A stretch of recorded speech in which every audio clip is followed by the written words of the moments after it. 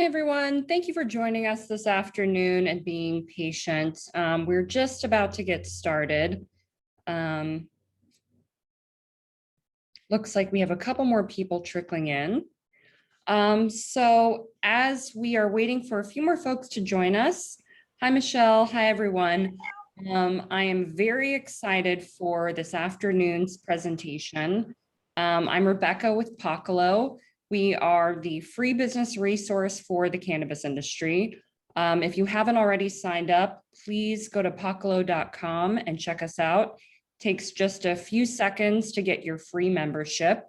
You'll see we have all kinds of great resources for entrepreneurs who are new to the industry or looking to expand their business, or if you're looking to start your career in cannabis.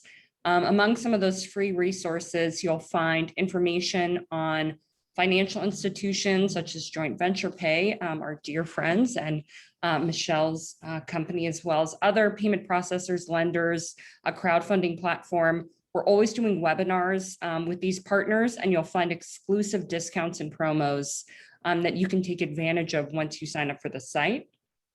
We've also launched a marketplace where you can buy and sell on our website new and used equipment and ancillary inventory.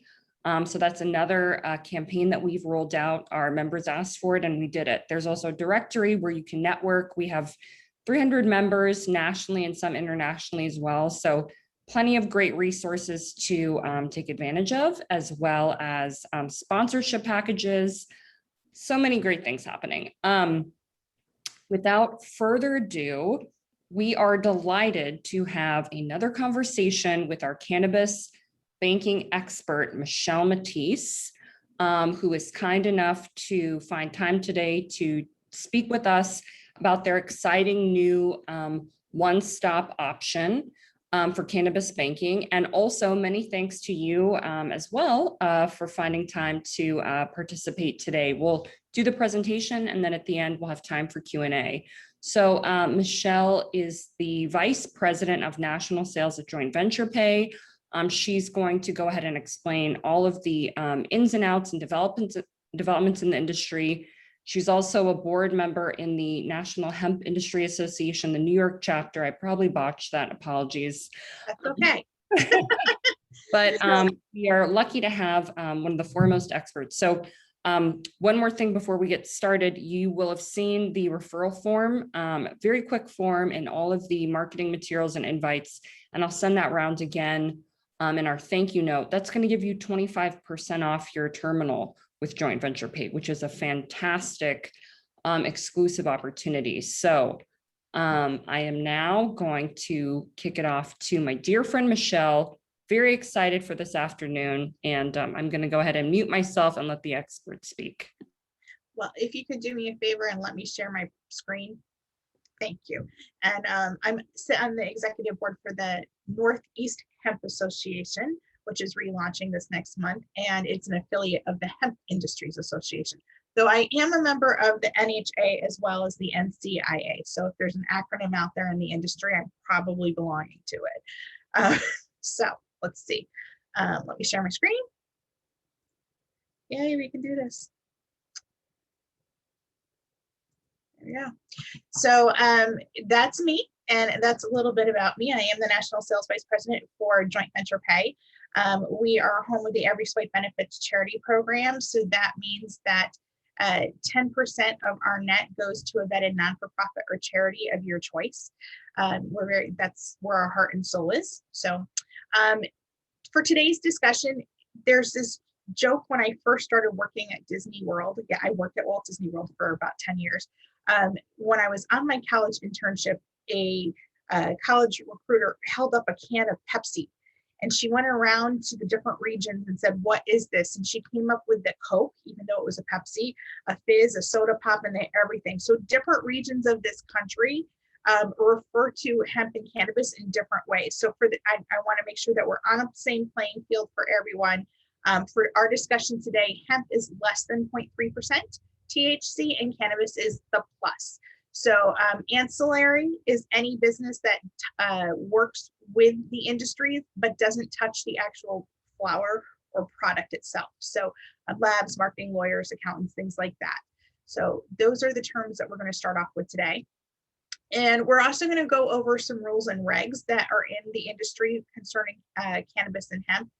That way you will understand why certain things are the way they are. And I also think that it's always good to know the important rules and regs that affect your industry. So we're going to start off with the FBI and the federal government. So the FBI discusses money laundering, which has been an issue in this industry, as masking or hiding the fact that it's coming from an illegal source. So unfortunately for us right now, hopefully this will change, and the sooner the better, cannabis right now is federally illegal. So anything that is hiding the fact that the money is coming and going to a cannabis business is considered money laundering. So if you see someone putting money into an app and then going to a dispensary and then the money comes out of the app, that whole process, because you're hiding the money and where it's going to and coming from,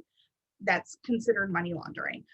Virtual currencies are also considered money laundering at this time by the federal government. I know that crypto is really popular right now in some circles, but it's not necessarily tied to a real world identity. And this was actually, you can find this right with that link on the FBI site.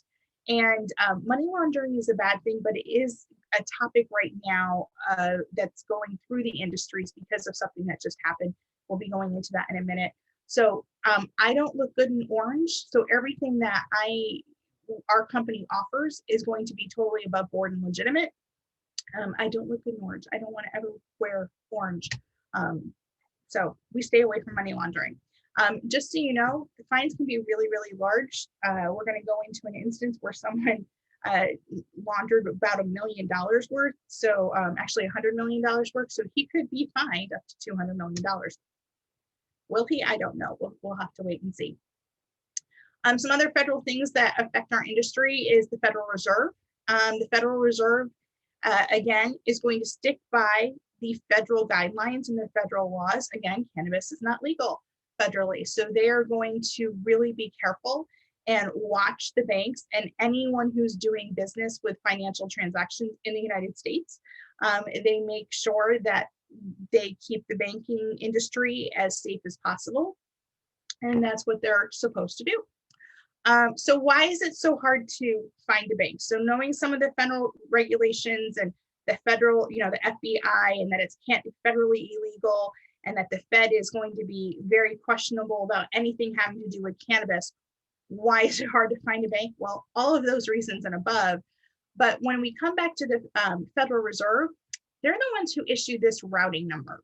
So if you had checks, okay, if you're of the age that you actually had paper checks, I have a 22-year-old who has never owned a check in her life, but on those paper checks, there's a routing number, and that is the bank routing number. And the Federal Reserve actually issues that number. So that's the way, that's basically the code that all of the transactions are sent to the bank and from the bank. And then you have your checking account number. And again, that is given by the Fed. The Fed giveth, the Fed can take it away. So we were working with a bank that actually had the Federal Reserve pull their routing number. So what does that mean to them? That means they can't transfer money in. They can't transfer money out. They can't transfer a client or one of their customers can't transfer money in or out. That affects their PIN debits. That affects all of the services of the bank. So banks are going to be really, really careful to stay on the Federal Reserve's good side. So again, that's one reason it's hard for cannabis solutions to find a bank. And then another really important thing to understand is the underwriting bank. So every time there's a solution that is out that there's willing to provide a bank account or payment processing or any of that, it is going to be sponsored by a bank. And that underwriting bank is the bank that accepts the liability and guarantees the payment. So they're going to be very, very careful as well, because they don't want to end up on the Fed's bad side. And the less the risk, the shorter the time it takes to process, lower the rate. Hemp and cannabis are not a low risk right now. Hemp is a little bit lower than cannabis, unfortunately not by much. And we'll go into reasons why. And remember a few minutes ago, I mentioned that this was coming up more and more because there's a really big news story going on out right there. So you may have heard about this. The CEO of Ease, the former CEO of Ease, just pled guilty because they basically accepted $100 million worth of credit card payments in their dispensaries. And he's in trouble because he committed fraud, because he and the payment processor, which payment processors like that, I would like to bury in my backyard, but he and the payment processor knowingly went to the banks and knowingly put a cannabis dispensary on solutions that it was never supposed to be there. So over $100 million worth of credit and debit payments went through. They disguised the purchase, knowing the banks wouldn't want them. He made them look like carbonated drinks, green tea, some other things. But by doing something like that, not only did he screw his company over and himself, but he made it harder for everyone in the market as well. So by lying to the banks were unaware that there was any risk involved. It put their routing number at risk. It put them at risk with the card brands, because if Visa and MasterCard find that there are transactions being done with cannabis, they're going to shut that system program down. The banks might be willing to underwrite a solution, but they need a network to work on, And in this case of Ease, it was the card brands. So Visa and MasterCard, the other card brands, are dead set against cannabis credit card payments because, again, it's federally illegal.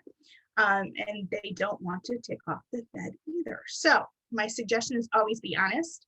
Always make sure your processor is too. So be upfront with them.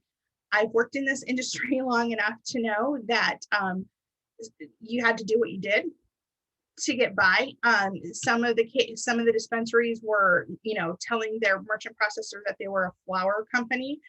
Just didn't mention the type of flower, that they were a health and wellness store, things like that, just so they could get any type of payment in. By doing that, however, they actually hurt the industry and it overall, and we're still feeling the after effects of that. So just to clarify, the card brands, okay, dictate what happens on their networks, and they will not allow cannabis, okay? No credit card processing is available for cannabis. They don't want to get, like I said a minute ago, they don't want to get in trouble with the Federal Reserve.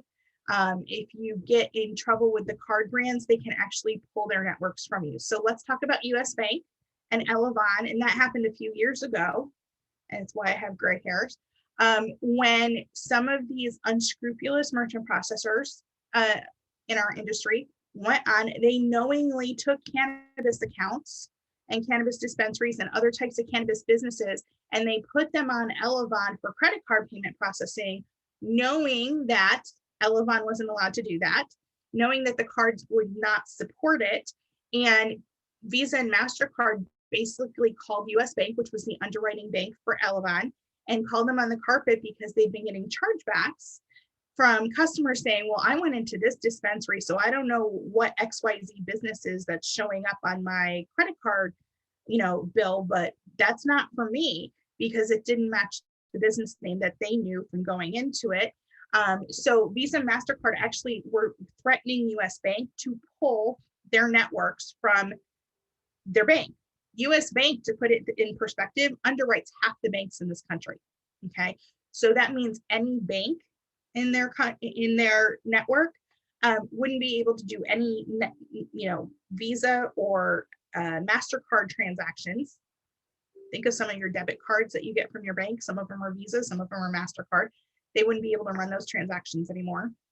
And they also underwrite major companies, things like, you probably heard of Costco and some other companies. So if they got pulled, if they were pulled from US Bank or Elavon, that would have been a major shot heard around the industry, not just hemp and cannabis, but around all the industries in the country, because that's how big it was. So I actually went onto Visa's page and dug, because you have to do some digging, but this is their official position.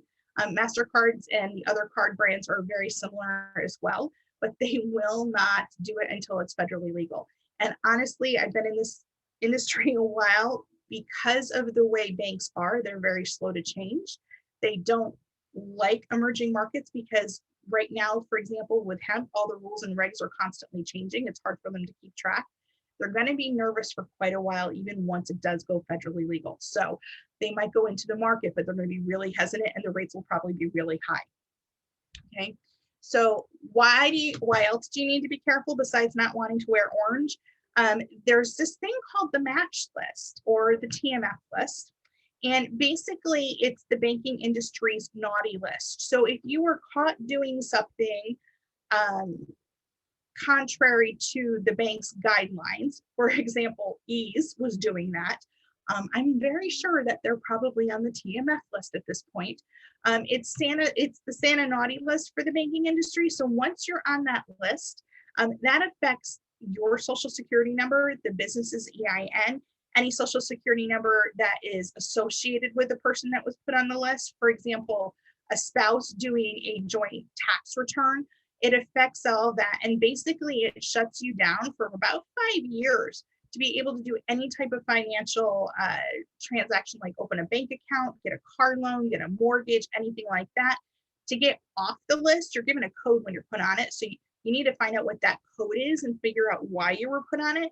It's really, really hard sometimes just to find out the code, much less get yourself removed. There are lawyers that actually specialize in it. So what I always say is find a lawyer it's going to cost you some money and basically pray because it's hard to get off that list. We actually had one of our account officers, it was a lab, and unfortunately we can't do payment processing for them for any reason until one of the owners gets off the match list. So it really does affect your payment processing. It affects your credit cards, everything. So we want to keep you off the match list. So that again goes back to being honest and upfront and making sure your payment processor is too. So why is it high risk? And I mentioned this a second. Emerging markets make banks nervous. There's no other way to say it. Markets that don't have defined rules make banks nervous, and these are constantly changing. So if you're looking at the hemp side of things right now, every state seems to have their own rules and regs. A lot of them do. Some of them aren't even legal yet. Federally, yes. Statewide, no. But they're constantly changing, and that's going to make banks nervous. If you want to talk about New York rules and regs for hemp right now with me, that would be another conversation. They just released a 104-page report of new rules and regs that affect our hemp farmers and everything like that in New York. And it's a mess, not only in New York, but in some other states. So in some states you can sell edibles, in other states you can't. In some states you can sell flour, in other states you can't. Some you can sell gummies, in other states you can't. So anytime you have that variety of rules and regs, I guess, banks are going to be more nervous. And again, when it comes to cannabis, if it's not federally legal, the banks are going to be really, really nervous because they don't want to risk their routing number or their FDIC number. So yes, I did say that the payment processing industry can be extremely sleazy and just filled with people that don't care how they make a quick buck. They're just going to put you on any solution, and they don't care about the rules and regs, and they don't care about you 6 months down the road. They just want to make a quick buck off you. Those types of processors you want to stay far away from. The reason there's a unicorn here is the joke with our company that we're a unicorn in the field of donkeys. Sometimes we use other words for the donkeys, but again, so we don't play that game, but you really want to research the company that you are working with to make sure that they don't. So it's important because this is your bottom line and it's your company's future and financial security. So I'm going to open up to questions a little right now. I know we're only halfway through the presentation, but I also just threw a ton of information at you. So are there any questions? May I get a copy of the slides, please?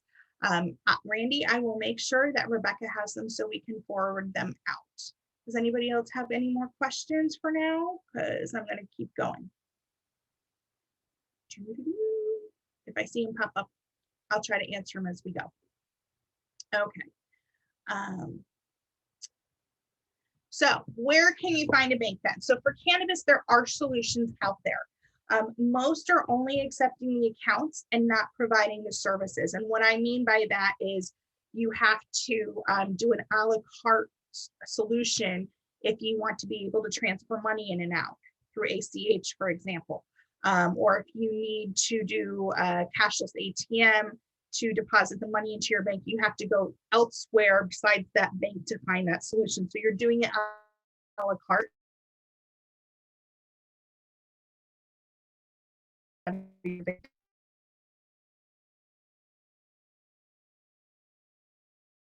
Else. And a few are now offering full services, and we'll go into that a little bit later. Hemp, there are more every day. I would start, if you're looking for one, with the credit unions. If you go to creditunionsonline.com, you can actually locate credit unions by your state and by your county. So that's a great resource. You can also shoot me an email. My contact information will be at the end, but we've been collecting a list of industry-friendly banks, cannabis and hemp, since we started in this industry, because you need some place to put your money. So if I'm going to provide you payment processing, I need a bank account for you guys to have that's safe and knows what you're doing to be able to send the money to. So another suggestion, go in with all of your paperwork, and that means your articles of incorporation, your DBA, your EIN, all of that fun stuff, which coincides with stuff that you will also need probably for documentation for payment processing of whatever type. A lot of customers that I work with, they have it on a folder right on their desktop because they know that they've had to go back to it and use it so often. Go in with all that paperwork, and bring also a copy of the Federal Reserve memo that was released in December 2019. In 2019, the Federal Reserve Bank released a memo about working with the hemp industries. If you can't find it, go to our website, jointventurepay.com, and go to the news section. You'll have to scroll down a little bit, but the link right to the letter and the announcement from the Federal Reserve is right there. So you can use that. Also, just so you know, I'm going to do a cross plug. The U.S. Hemp Authority released a piece last week that the Safe Bank Act, remember that? Went to the House before and didn't get any further, is now being reintroduced to the House. It was either today or tomorrow. So if you go to our Facebook or LinkedIn page for Joint Venture Pay, you can also find the link right to that memo that the U.S. Hemp Roundtable sent out last week. And on the bottom, there's a button where you can contact your representative. So please, please go do that. So direct deposits, it depends on the bank. So direct deposits of cash, some banks will be willing to take the cash, some will not. This is a question that came in from Karen. And some will accept ACHs. So it just depends on the bank that you're looking at. And they're all created differently. But I have a solution for you in a minute. Are there banks that can work with cannabis? Yes. Again, they're few and far between. It requires a lot of paperwork on the bank's part and yours. One of the things you want to make sure is that the banks are doing their audits. It's an added expense for the banks to do that. So that's why it's so expensive for a true cannabis bank to do the business.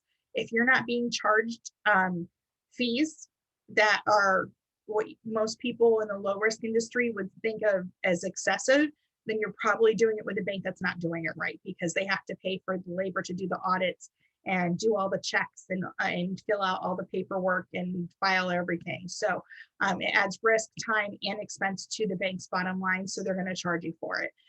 Very few banks are willing to take the risk of the account of just holding the money and the transactions and services. There's very few banks in the industry that are willing to do it. The ones that do and are in it and willing to work with cannabis, they get to make the rules. So I don't make the rules, I just pass them along from the banks and the solutions I have. So what can cannabis do for payment processing? They can do ACH or e-check, okay? There are banks willing to underwrite the usage of the ACH rails, which is the network, okay? So we talked a little while ago about the Visa and MasterCard and their networks. Well, ACH and e-check works on a separate network. So that you can take payments online for pickup. For example, if you're a dispensary, say you want to sell online and someone's going to do curbside pickup, or you have a delivery driver, they can actually pay in advance. You do need to make sure that you know your payment lag time. It's like writing a check. You don't want your check to bounce, to make sure the money is in your account before you actually do the delivery. A cashless ATM, it also runs on the debit rails. It's PIN debit from one bank account to the merchant's bank account. So yes, that would be a direct deposit in that case, Karen. Or the ACH, again, would be a direct deposit. And some of the solutions for the cashless ATM will allow card brand cards to be used for a PIN debit. So if you have that feature on your Visa or your MasterCard to use a PIN number to take like a cash advance, some of the cashless ATMs will allow that. I'd be a little bit leery about it because, again, we already know the opinions of what the card brands are. So they're really not going to like seeing that. Just an FYI. Okay.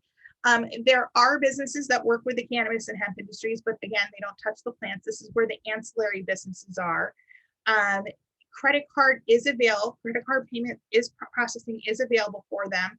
It is a higher risk, which means higher rates, but it is available for them. And it's lower than what hemp would pay for credit card payment processing. So that's a good thing.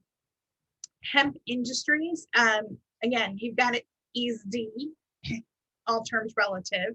You can accept credit cards, but due to the inconsistencies of the rules and regs between all the states, like we mentioned, you're at a higher rate, okay, number one.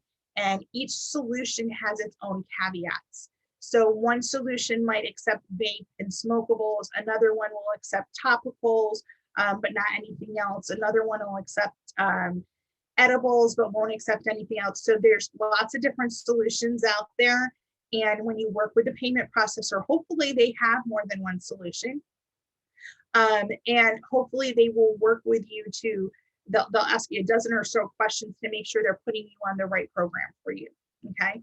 So be cautious if someone is offering you a low rate, and because if they are, they're probably hiding you and miscoding you in the system, which goes back to that whole fraud thing that Ease did. They were miscoded in the system. And we don't want to do that because we don't want you on the watch list.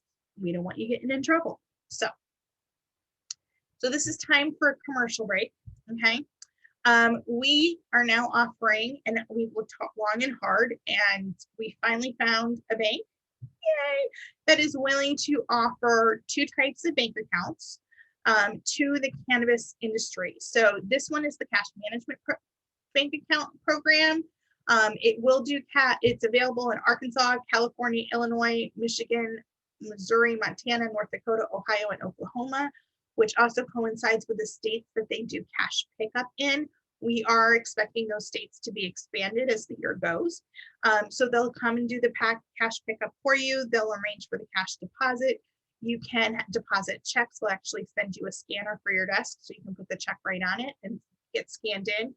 You can do domestic wire. They do the governmental perpetual compliance.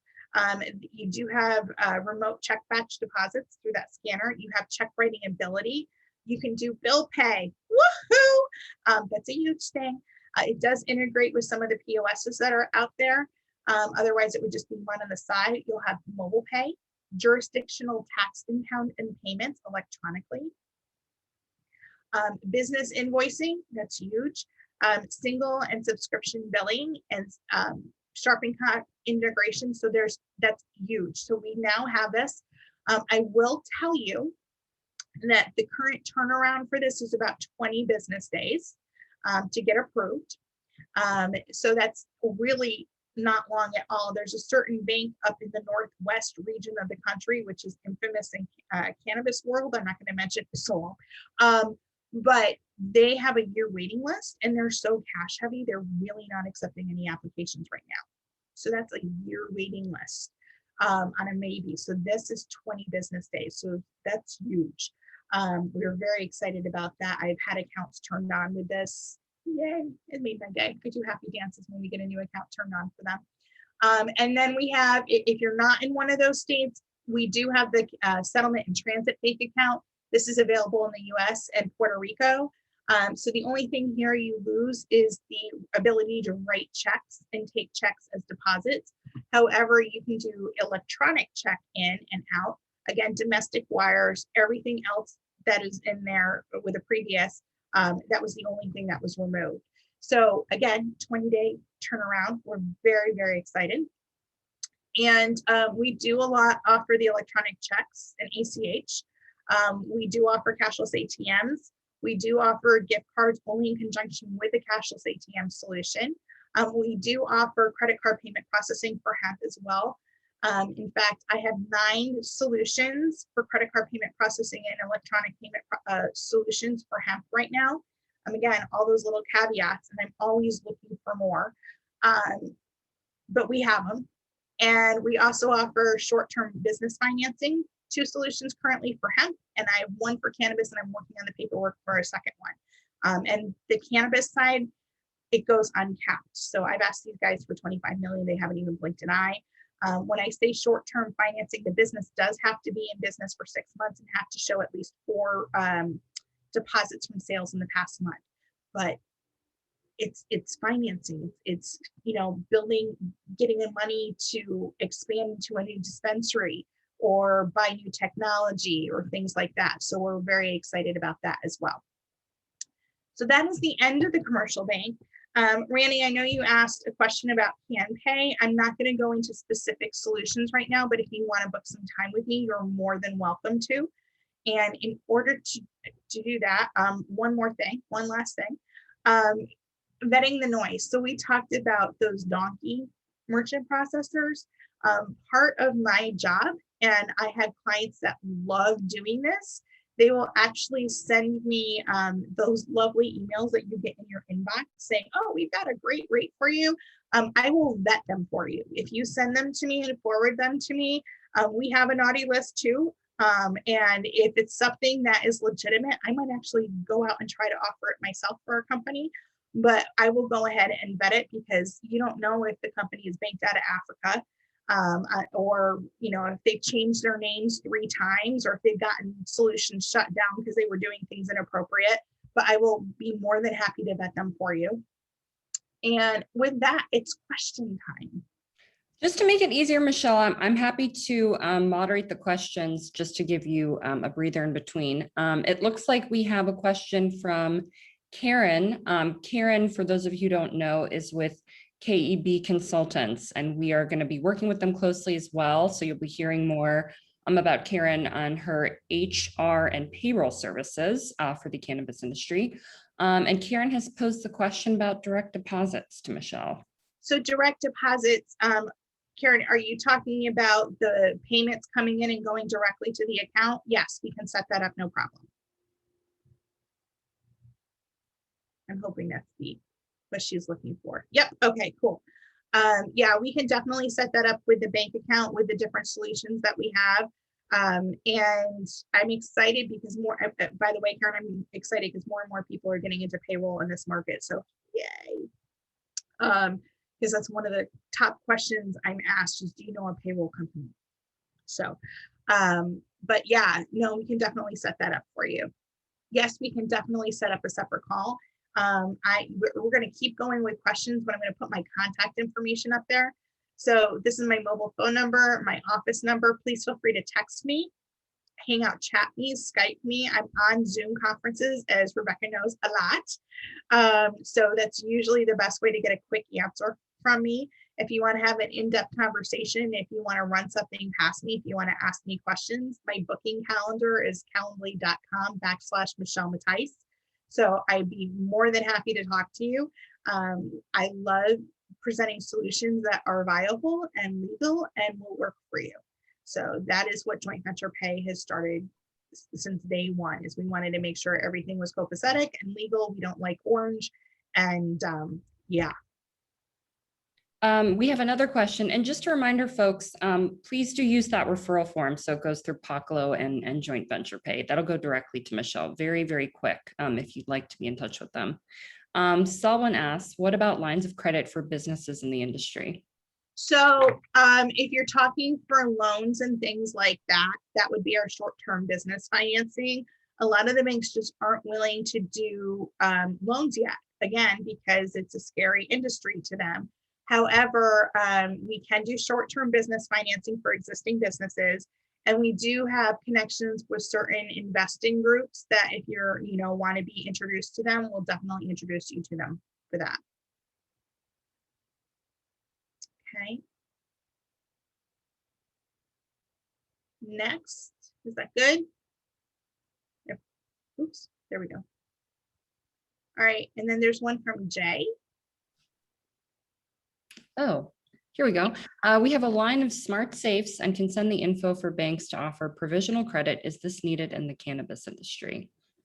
Smart safes definitely are still needed in dispensaries, and the size of them may be shrinking due to the solutions that are available. Provisional credit, if that's what you're willing to offer, then we could definitely talk. I'd love to talk to you about it and find out more. You're always going to need a safe in a dispensary. It's very cash heavy because some people don't want it on their bank statements that they went to a dispensary. So you're always going to have a smart, you're always going to have a safe. And that's one of the security issues with dispensaries. So the cool thing about the cashless ATM is you're actually handing out your legacy cash. So you're getting rid of that heavy cash load.